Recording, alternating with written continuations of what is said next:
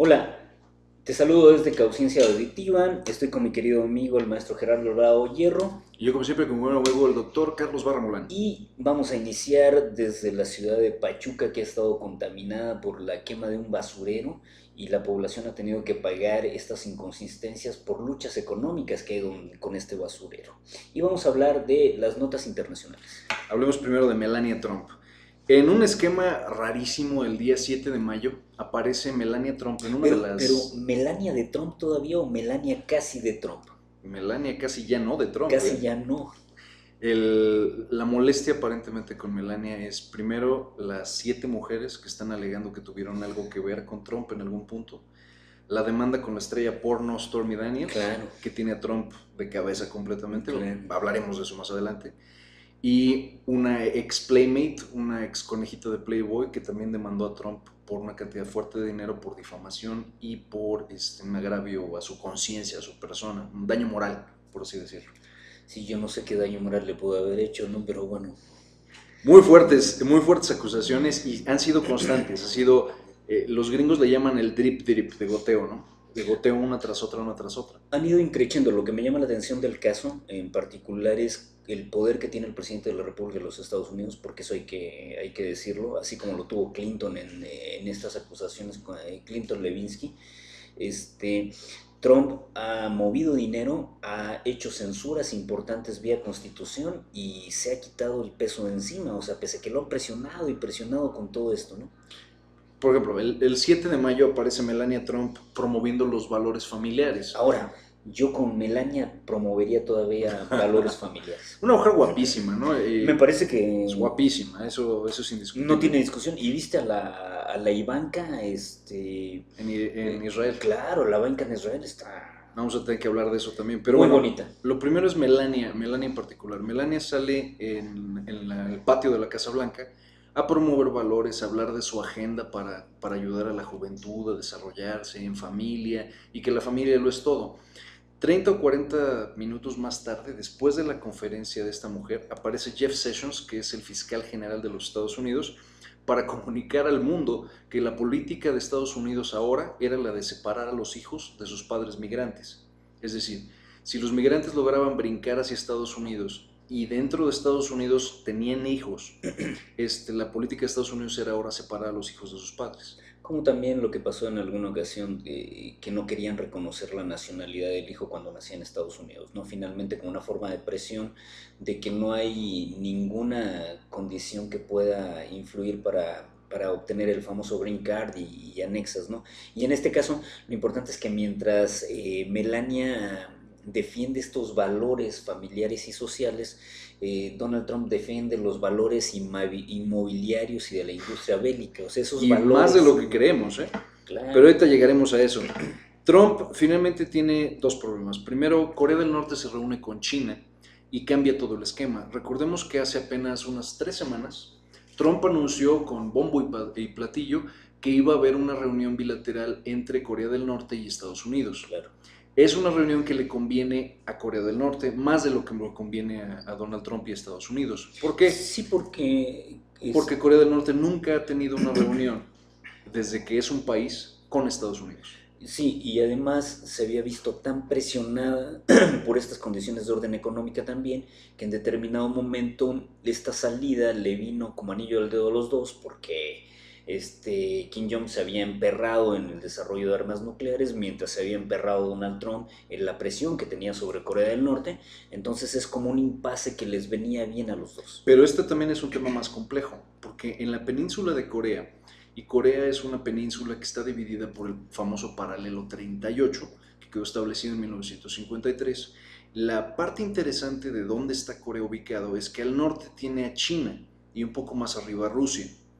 Y un poco más hacia el sur hay varias naciones que son finalmente los gigantes asiáticos, ¿no? Está Taiwán, está Hong Kong, está otras tantas naciones que tienen usos, costumbres distintos y estos tigres del asiático Y que han florecido en el capitalismo, ¿no? han florecido gracias a sus bajas tarifas arancelarias para la exportación y a su benchmarking, al hecho de robarse la tecnología occidental, copiarla, mal copiarla, como tú gustes y venderla barata. Y mano de obra y mano de abundante. obra a morir. Entonces, finalmente esto ha cambiado la situación un poco. La balanza de poder, sin embargo, la tiene Estados Unidos porque Estados Unidos cada año, precisamente a inicios del mes de mayo, finales de abril, hace ejercicios de guerra para recordarle a los cerca de 48 países que integran esta zona del Pacífico quién es el jefe.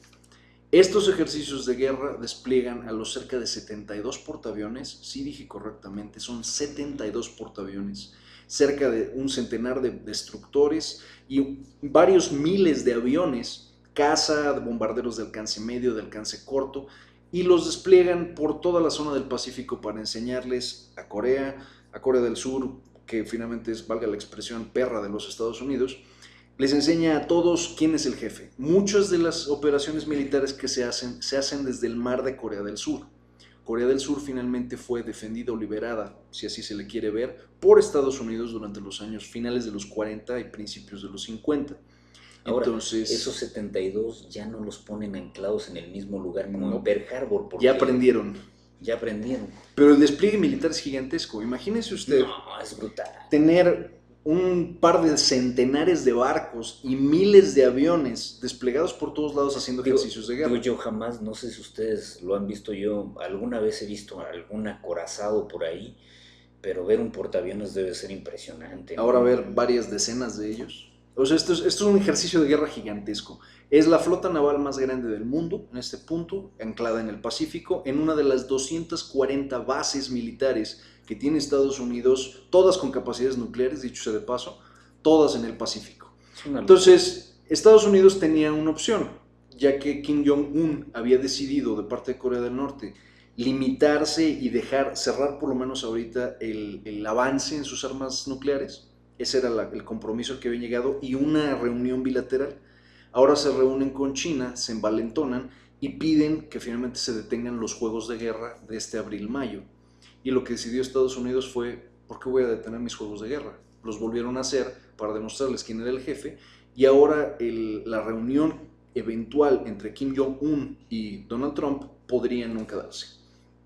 Que no le conviene a Trump porque finalmente su base está de acuerdo en paz, aunque probablemente su base no tenga la más peregrina idea de dónde esté Corea en el mapa. No, y aparte que al inicio de la administración Trump se abrieron tantos focos de reacción a nivel internacional y este era uno que era importante pacificarlo, ¿no? El último foco de reacción que tiene es no refrendar el tratado con Irán, entonces cuando está aparentemente cerrando un foco de reacción, resulta que de la noche a la mañana se abre otro, después viene lo de la embajada en Jerusalén, entonces, o sea, no nos quitamos de una cuando ya tenemos a otra, ¿no? Entonces, para tocar O sea, dolores de cabeza. sí, y para tratar de aterrizar el pacto con Irán, hay una nomenclatura que cambia la profundidad de un acuerdo entre naciones, y esta nomenclatura tiene que ver así. Cuando se trata de un tratado se vuelve ley. Tiene que ser aprobado y ratificado por el Congreso de un país, por el Senado, a veces por las dos, firmado por un presidente para que sea convertido en ley. Y entonces el país ajusta su legislación nacional al tratado en el que se acaba de comprometer. En el caso de Irán, Irán firmó un tratado con los Estados Unidos, lo mismo que lo firmó con Francia, con Rusia, con Inglaterra, con España y con otras naciones como Pakistán que tienen acceso a armas nucleares. Este es el famoso G8. Todos estos se pusieron de acuerdo, la India también. Una vez que se pusieron de acuerdo, dijeron, Irán no va a perseguir más armas de destrucción masiva, se va a dejar inspeccionar constantemente y nosotros a cambio vamos a dejar que Irán comercie con nosotros y tenga mayores beneficios para obtener créditos en el Banco Mundial, en el Fondo Monetario Internacional, y le damos un estatus ya no de país renegado, sino de país en vías de desarrollo. Ese es prácticamente el tratado de Irán. Estados Unidos, sin embargo, nunca firma tratados, porque Estados Unidos no deja que su ley nacional, su ley interna, quede supeditada por ningún tratado. Estados Unidos lo que ellos firman es un acuerdo, y un acuerdo es algo que es unilateral, es decir, mientras Estados Unidos quiera cumplir con lo pactado en el acuerdo, lo cumplirá, y si a Estados Unidos no le place cumplirlo, entonces no lo cumplirá. Estados Unidos deja que los acuerdos queden como órdenes ejecutivas, y de ese lado, la orden ejecutiva que firmó Obama todavía en 2008 había sido ratificada año con año hasta este punto en el que Trump sacó a Estados Unidos del pacto con Irán. Al sacar a Estados Unidos del pacto con Irán, Trump hizo o le dio exactamente a la base de Estados Unidos, la gente más ignorante, más reacia, más terca, le dio lo que ellos estaban queriendo obtener, que era tener sometidos a los iraníes, al menos en su mente, y tener a la gente, a esos musulmanes peligrosos que financian el terrorismo, controlados. Esa es la lógica del gringo promedio. Hay un vínculo, hay un vínculo en crescendo entre Irán. Irán es el único país musulmán que no es árabe. Los iraníes son persas de origen. Y hay grupos de iraníes que han apoyado al Estado Islámico, y esos grupos de iraníes dentro de Siria inclusive han tenido enfrentamientos con Israel. Entonces, la tensión de Medio Oriente es una tensión multilateral, y esa tensión multilateral, lo que hizo Trump con esto fue echarle más leña al fuego, y esta condición se ha avivado tanto que en este momento evidentemente no controlar a Irán dentro de esta condición de orden nuclear es peligroso, es abiertamente peligroso. Porque recordemos que Irán tiene pleito casado con Pakistán, y al mismo tiempo tiene pleito casado con Israel, y al mismo tiempo tiene pleito casado con Irak, y al mismo tiempo tiene pleito casado con Siria. E Irán en particular es un país que les conviene mucho desestabilizar, y ahí va el porqué. Solo hay un país que reina por encima de Estados Unidos. Hay un país que tiene intereses metidos en Estados Unidos que finalmente se alinean y alinean los intereses en Estados Unidos, y es Arabia Saudí. Arabia Saudí, y a veces muy de vez en cuando los Emiratos Árabes Unidos, tienen una cantidad ridícula de dinero que ingresa hacia Estados Unidos y que se aterriza de alguna u otra forma en el Partido Republicano. Esto ha permitido que el Partido Republicano siga viviendo. La ala más conservadora de la política mundial, y probablemente, si le crees a la gente más culta al respecto, el grupo humano, político, económico más peligroso de la historia de la humanidad. Si tú crees que Hitler era peligroso, el Partido Republicano de los años 90 al día de hoy es 10 veces más peligroso de lo que fue todo el nazismo entre el 33 y el 45. Con un poder enorme, un poder muy apoyado no solamente en las élites del poder, lo que en alguna vez Bush llamaba mi base de sustentación, y con N cantidad de vínculos a nivel industriales, no solamente con la industria de las armas, sino la transversalidad que implica la cadena de valor económica de Estados Unidos. Ojo, Arabia Saudí tiene que tener acceso al Mediterráneo y al Mar Negro, finalmente Rusia. Rusia le está ganando la partida en la extracción de petróleo, mucho del cual aparece del Cáucaso y de la zona conocida como Georgia. Georgia, curiosamente el lugar donde nació Stalin, es una zona que está, si tú ves un mapa de Rusia, en la parte de abajo del lado derecho. Es un área enorme, pero es un área que está lejos. Rusia desvía gran parte del crudo que obtiene de Georgia hacia sus campos de procesamiento en donde está el Volga, el río Volga, y mucho de eso acaba transferido hacia Finlandia, en el norte, y tienen acceso al Báltico, al norte, tienen acceso a parte del Atlántico y tienen acceso al Mediterráneo. Pero para tener acceso al Mediterráneo y tener el monopolio del petróleo que se vende en Europa del Sur, el país clave es Siria. Y para eso los rusos se metieron a Siria.